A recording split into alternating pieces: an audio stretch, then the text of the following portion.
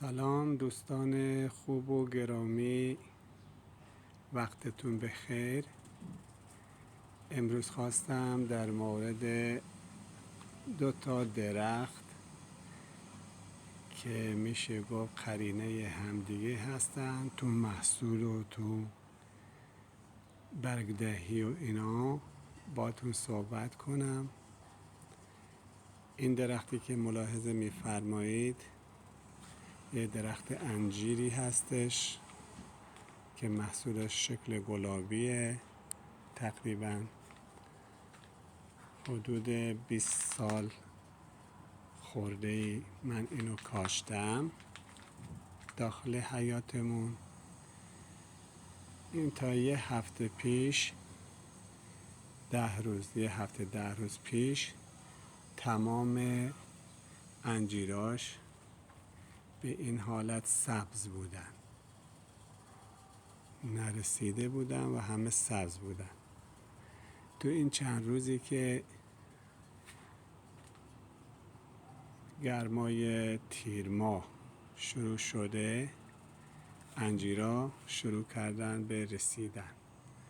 نگاه کنید، این میوه هاشه. خدا را شکر میوه خوبی هم داره امسال. اکثر میوه هاش رسیدن، از بالای شاخه تا پایین شاخه همه رسیدن. من این درخت رو وقتی کاشتم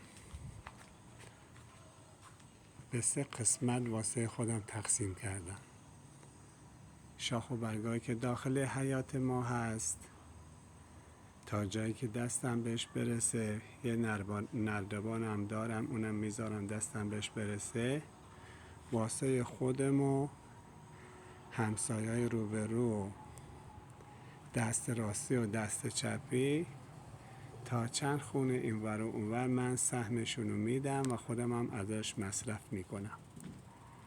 اون شاخه‌های بالایی که ملاحظه میفرمایید که دیگه من دستم بهش نمیرسه، مال کیه؟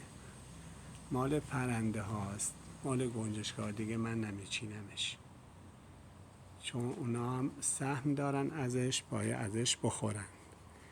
صبح هر روز میان، عصرم میان رو شاخه‌ها میشینن. اونایی که بالا هست میوای دست بالایی اونا را میخورن. اون شاخ و برگی هم که از دیوار حیات به داخل کوچه رفته من اصلا بهش دست نمیزنم.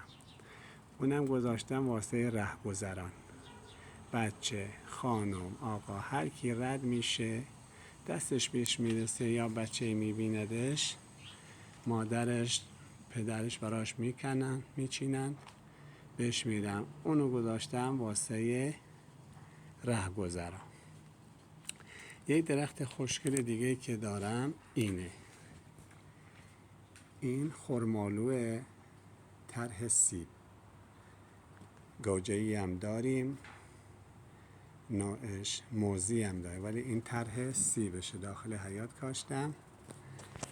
ببین خدا چی خلق کرده.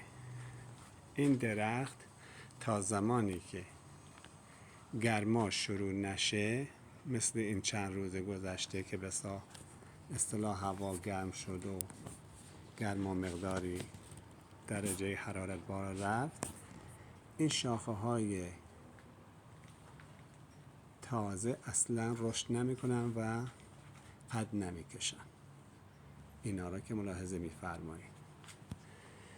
از اون ورم این میوه هاش تا زمانی که سرمای اوایل زمستون بهش نخوره رسیده نمیشه. همینجوری بزرگ میشن، نارنجی میشن، اما داخلش همینجوری سفت میمونه. یعنی دقیقاً برعکس این انجیر. این انجیر میوهش در گرما رسیده میشه، قابل خوردنه، و این درخت خرمالو میوهش در فصل سرما و رشد درخت و شاخ و برگش در فصل گرما. بنازم به قدرت الهی که چی خلق کرده برای ما انسان ها. و من هر روز خدا را 1000 بار شکر میکنم که این نازنینا را دارم و در زیر سایه‌شون زندگی میکنم و از میوه‌شون هم استفاده میکنم. اینم تقدیم نگاه زیبای شما عزیزان. به امید دیدار.